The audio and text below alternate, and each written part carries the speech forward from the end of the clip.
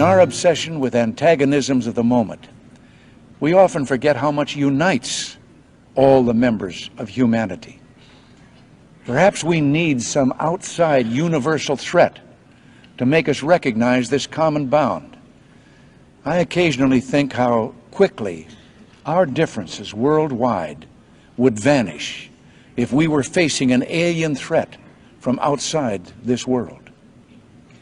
And yet, I ask you, is not an alien force already among us?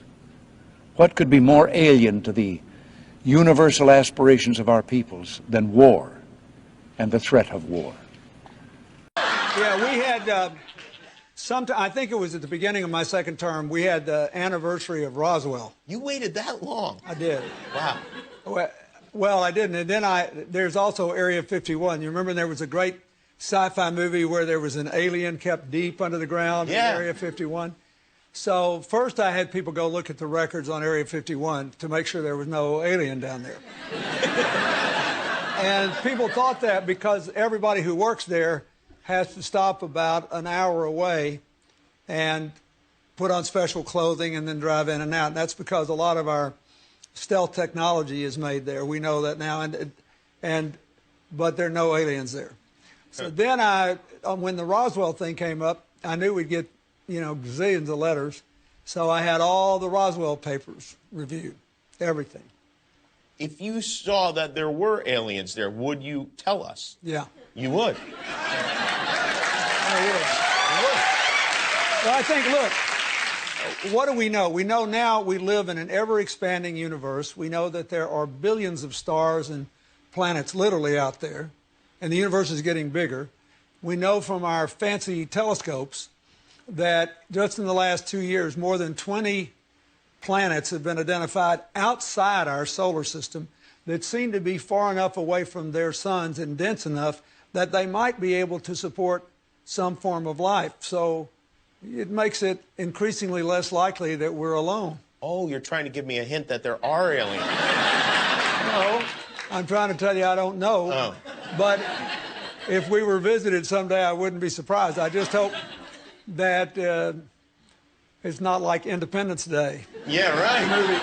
That it's a conflict. Well, now we have friendly Maybe the only way to unite this incredibly divided world of ours. They're out there. We better think of how all the differences among people on Earth would seem small if we felt threatened by a space invader. That's the whole theory of independence. You're right. Everybody gets together and makes nice and, You and Bill O'Reilly would be hiding in a bunker together. Yeah. Now, UFOs. You cannot have not seen the monumental amount of press that UFOs have been getting of late. All you have to do is type in UFO into Google and click news, and you will see numerous articles about UFOs every day. Look at this today right now. United States UFO report boldly goes where no one has gone before. Here we have USA Today. The Congressional UFO report is expected soon. Only a few weeks ago we had Obama, who was on that show with that James Corden, talking about UFOs admitting that they exist and that they don't know what they are. And now this Obama person has done an interview yesterday, a podcast talking about aliens, right? This is the former president of the United States. It says here, he says in the interview apparently, if UFOs are aliens, Obama hopes humanity would find common ground. Much of this press agenda is coming from the USA. Here we see Washington Post today, close encounters, Democrats and Republicans unified in taking UFOs seriously. We've had loads of footage of UFOs released by the Pentagon over the last few months. It's not just the USA. In the UK, it's all over the news like a rash as well. Here's the front page of the Daily Star just a couple of days ago. Here we have in the Independent UK today, about, again, the Obama interview yesterday, it says Obama predicts new religions could arise if proof of aliens discovered.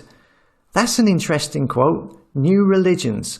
Oh, and today there is this alien spotted in India, viral video doing the rounds.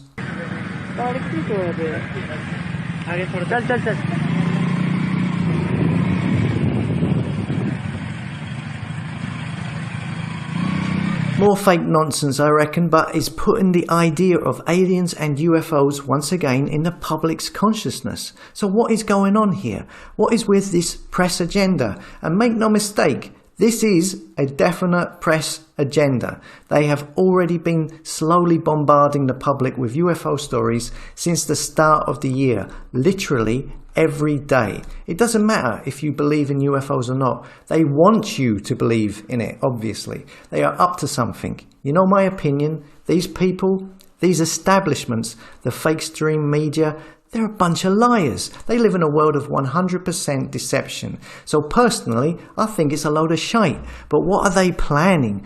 Are we going to get a fake alien contacting the Earth? A Project Bluebeam nonsense type of thing? Is this something to do with the Great Reset? I mean, like Obama hinted at a new religion. As we all know, a one world government would like to have a one world religion.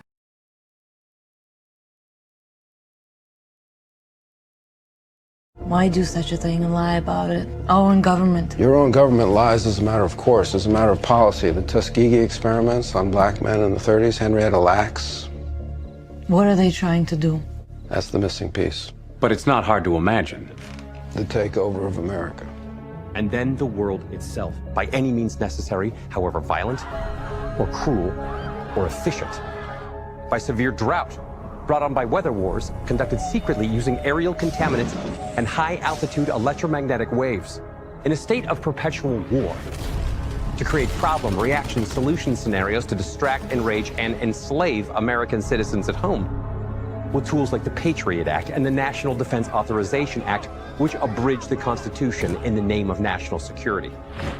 The militarization of police forces in cities across the U.S., the building of prison camps by the Federal Emergency Management Agency with no stated purpose, the corporate takeover of food and agriculture, pharmaceuticals and healthcare, even the military in clandestine agendas to fatten, dull, sicken, and control a populace already consumed by consumerism.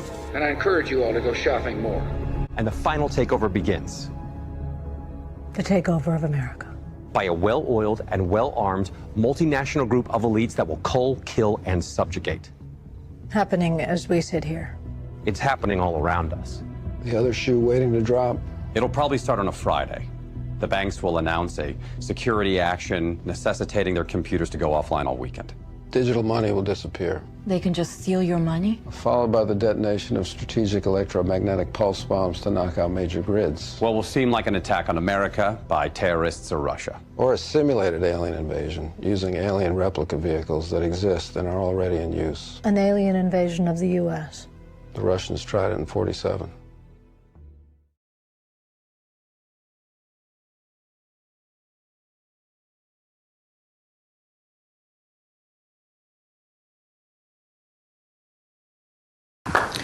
Good morning. My name is Carol Rosen. In 1974, after being a sixth grade school teacher, I was introduced to the late Dr. Wernher von Braun, in the U.S. the father of rocketry.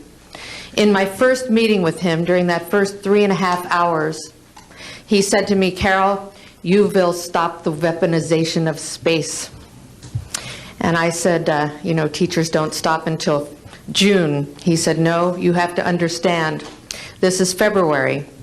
And we have to prevent the weaponization of space because there is a lie being told to everyone that the weaponization of space is now first being based upon the evil empire, the Russians. There are many enemies," he said, "against whom we're going to build this space-based weapon system, the first of whom was the Russians, which was existing at that time. Then there would be terrorists. Then there would be third world countries. Now we call them rogue nations or nations of concern. Then there would be asteroids."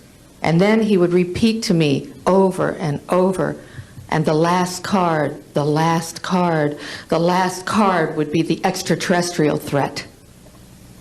Well, at the time, I kind of laughed when he said asteroids, and when he said extraterrestrials, I knew I wasn't going to deal with that subject. And now we hear on the news just today, this week, that they've slid in another enemy. Only this time we're going to protect our satellites. In other words, we have to have some reason to spend these trillions, to waste these dollars on a space-based weapon system, and they're all lies. This is a system, he told me, that would never protect anyone. Even back then, he talked about suitcase bombs. He talked about chemical, viral, bacterial, biological warfare that these space-based weapons would never protect us against. And then he told me that, in fact, if you travel around the world, which I did after he died in 1977, I met with people in over 100 countries who were friends. They didn't want to build space-based weapons. I became a space and missile defense consultant. And I worked with people around the world. I became an advisor to the People's Republic of China. They don't want to build a space-based weapon system. And he told me back then that they didn't. He said, go to Russia. They're considered to be the enemy. I got on a plane by myself. When I got to Russia, I had a list of people that I had read out of the newspaper. Chernenko was in office then. He was the only one I didn't get a chance to meet. They introduced me to everyone when I got there. And when I got back, I said, oh my Lord, this man is telling the truth. There is no threat. And I've been waiting until this day for 27 years, and I'm expecting the spin to happen, because he also explained to me that as a military strategist, as a person who worked on the MX missile, which I did later, he said, you will find that there is going to be a spin to find some enemy against whom we have to build space-based weapons. And now we should expect the spin, because he said part of the formula for the intelligence community is if they might have a weapon, then we have to consider that they do have these weapons. So now they do have these weapons, so now we have to build these weapon systems. And that's the formula, except that it's all based on a lie. And we have witnesses here who have told you that they can shut down our missile silos. They can stop a rocket going into space that's a test. We have witnesses here who have worked in the classified departments, who have the courage to come forward here to support what Wernher von Braun told me back in 1974 to 77.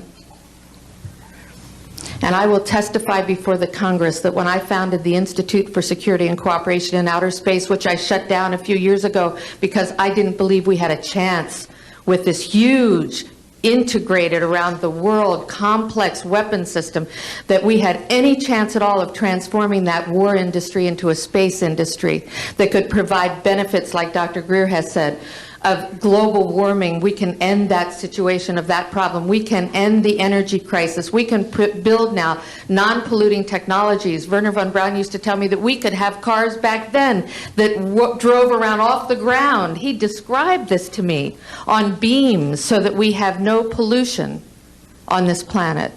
And we can solve the problems of the people that are urgent and potential, and the other animals and the other cultures on Earth and in space.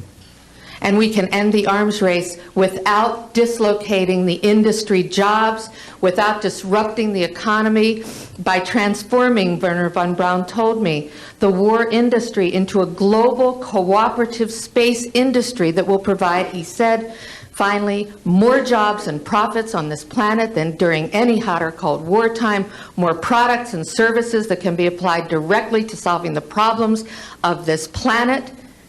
And we can have a whole planet now that lives in peace on Earth, with all the cultures on Earth and with all the extraterrestrial cultures in space. And these are words that Wernher von Braun told me in 1974, and I will testify before the Congress under oath about everything I have said and more. Thank you.